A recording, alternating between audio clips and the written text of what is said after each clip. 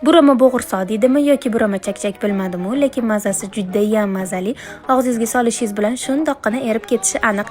Videoni yo'qotib qo'ymaslik uchun albatta o'zingizga saqlab olib, birgina like bosib qo'yishni unutmang. Birinchi bo'lib yumshoqqina xamir qorib olamiz. Xamirni opisiya tagida to'liq yozib qoldiraman. Maksimal yupqalikda xamirimizni yoyib, orasiga margarin suramiz va o'tkir pichoqlarimiz bilan oqlovga o'ralgan xamirlarni kesib olamiz. U yog'i xuddi videoda ko'rsatilgandek ketma-ketlikda davom etadi.